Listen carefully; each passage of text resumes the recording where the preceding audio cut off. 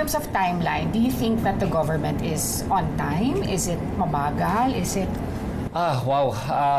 Okay, nababagalan ako. Nababagalan ng taong bayan. Yeah. Pero ang problema kasi kung hindi sila maingat sa gagawin nila, baka ma-dismiss na itong mga kasong to Correct. o ma-acquit na naman sila. Kasi yung problema natin in the previous administration, di ba ang daming kaso? Tapos ang daming walang nangyari. Panay acquittals, di ba? O kaya dismissed. Ganun. So, sana ma-avoid natin to dito. So, meron kasi ngayon ginagawa ang gobyerno na what they call certainty of conviction. Yeah. Which is good. Natatanggal yung mga bogus cases.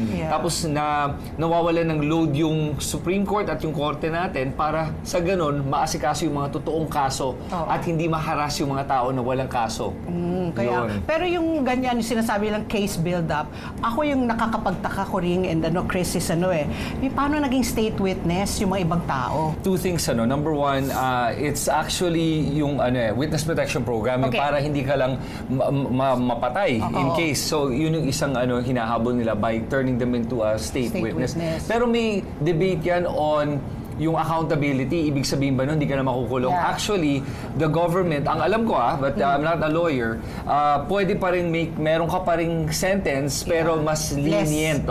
But it doesn't mean na parang 5 years ka lang makukulong. Hindi naman siguro kasi grabe yung ginawa nila. Billion yan, Tsaka dapat may restitution yung pagsusoli daw ng pera. Yun. Actually, yung mga nasoli right now, I think wala pang parang siguro baka mag-1 billion pa lang or a little bit over maybe if ever. The irony is, ang ninakaw sa kaban ng bayan ay trillion. Yes, Nakakainis nga, di ba? Yung 1 billion ay isang transaction pa lang nila yan. Tapos yung pa lang ang nababalik.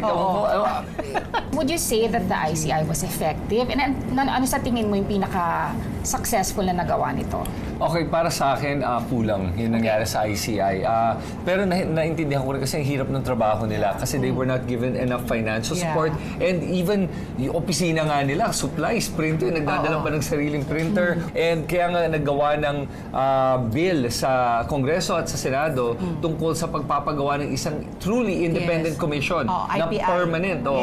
And that's what has to be implemented by the executive department now. Yan ang malagyan ng budget at ng tamang resources para talagang mahanap yung mga problema dito. And hindi lang sa infrastructure. Kasi yung ginawa nila, infrastructure, dapat anti-corruption, hanapin lahat ng corruption sa lahat ng departamento ng gobyerno. Ang dami nun. Meron namang mga nakasuhan, pero ang tanong bakit yung mga maliliit lang, sabi nila, ang hinahanap talaga nila yung mastermind.